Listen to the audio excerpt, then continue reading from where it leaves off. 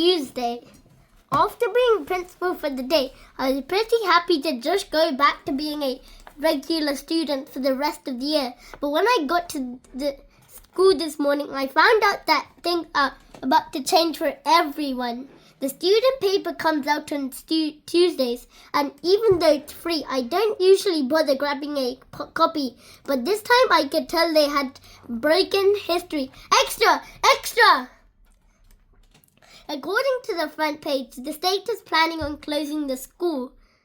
And the only way it can stay open is if we bring our scores up on the standardized test next week. But based on the way things have been going this year, it doesn't seem like there's any chance of that happening. I know this news is a big deal and all, but our student paper is always super dramatic with their headlines, and this time wasn't any different. Student crier, the end is near. Middle school to close if schools don't improve. Apparently Principal Bottoms actually knew about this for a while, but I guess he didn't want to cause a panic right before we took the standardized test. The only reason the student paper found out about it all is because they had a spy in the front office.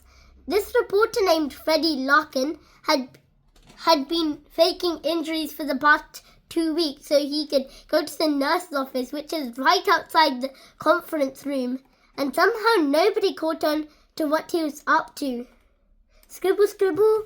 But the school probably should have broken the news themselves, because now everyone's in a panic and nobody knows what's going to happen to us if the school does close.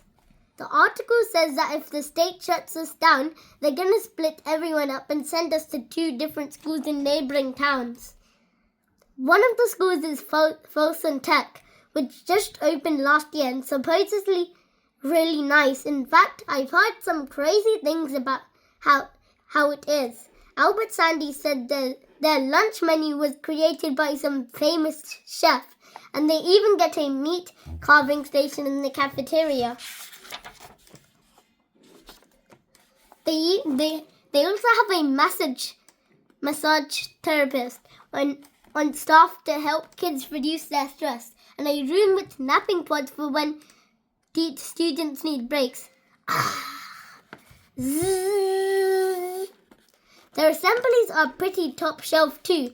In the last year they had a Formula 1 driver and a team of astronauts who are headed to Mars, which kind of makes Randy's reptile review seem a little cheesy by comparison.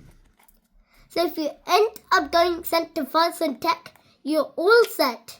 It's the other place everyone's worried about, which is Slacksville Middle School. Slacksville's building is older than ours and it doesn't have air conditioning. They can't even open their window to get some fresh air when the weather's warm because the middle school is right next to the state dump. Pant.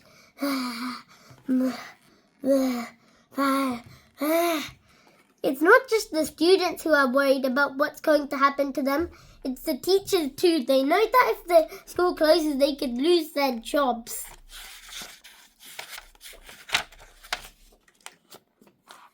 So at this point, Mrs. Pritchard has given up on teaching geometry completely because she's trying to plan for her future. The rest of the staff has started looking too. Our news janitor even posted something on the bulletin board to see if he can get work if this whole thing blows up. Available for odds: house cleaning, small motor repair, dog walking. Thursday! I got some seriously good news yesterday.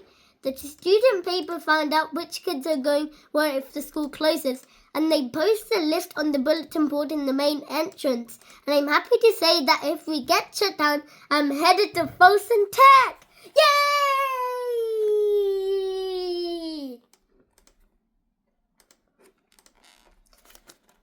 I thought the way the school would split us up would be by sending kids whose last names started with A to M to one place and the kids whose last names start with N to Z to the other. But I guess they wanted to be fair, so they did it by alternating between names. That's lucky for me, but not so lucky for Jenna Healy and Alfonso Hendricks. Healy, Jenna. Slacksville. Heffley, Greg. Folsom Tech. Hendricks, Alfonso. Slacksville. Unfortunately, Rowley's name didn't fall in the right spot, which means he'll be going to Slacksville. And even though I told him I'd bring him home leftover prime rib from the Folsom Tech cafeteria every day, it didn't seem to cheer him up any. Rowley's all stressed out, and so are half the other kids at my school. Their only hope at this point that the school does well on the standardized test and the state doesn't shut us down. A few kids' parents even hired private tutors to help them study, and Rowley's parents got him a different tutor for every single subject. And that stinks for me because it means he doesn't have any free time to hang out after school. I think Rowley's parents went a little overboard with this tutoring stuff. They even got him a phys ed tutor, and I'm pretty sure none of that stuff is going to be on the test. Tweet! Friday. Things are changing faster at school than I can keep up. A few parents decided to just pull the plug and send their kids to private school instead. And I'm not going to say I was sad to see Marty Vincent go. Danny Tang's parents decided to pull him out too, which meant I finally had a look all to myself. Then something happened that made a giant mess of things. Alex and Ruda's parents decided they didn't feel like waiting, so they enrolled him in a boarding school on the other side of the state. But since he's got a name at the front of the alphabet, it had a ripple effect through the whole list. Now every kid who was supposed to go to Slackville is going to Folsom Tech, and every kid who's supposed to go to Folsom Tech is headed to Slacksville instead. And everyone found out when the student paper posted the new list on the bulletin board. So things got flipped upside down, and all the kids in my group were totally thrown for a loop.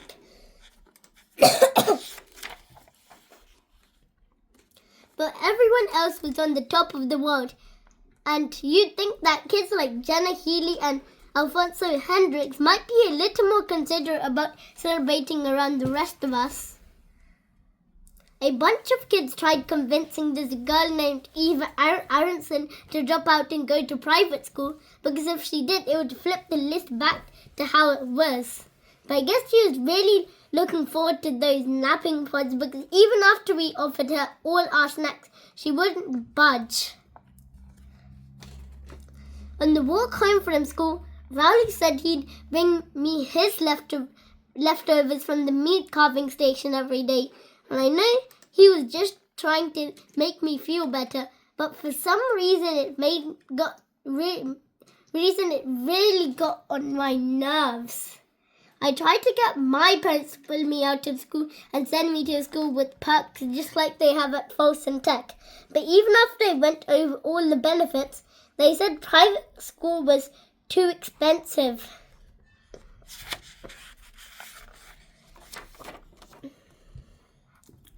Monday. I figured the only chance I had of changing my situation was to do my best on that standardized test, and hoped everyone else did their part. So this weekend I hit the books. The problem is it's not easy catching up on a whole year of school, and I didn't even know where to start. I tried to give myself little breaks every now and then to keep myself motivated, but I guess I got a little carried away because I ended up spending more time reading romance novels than school textbooks. I realized my strategy wasn't working, so I decided to try a totally different approach. I figured if I surrounded myself with my textbooks, I might be able to just absorb all the information into my brain somehow. but I didn't think it really worked because when I woke up this morning, I didn't feel any smarter. On top of that, the ink they used to print those textbooks must be really cheap because I ended up with periodic table of elements stuck to my cheek.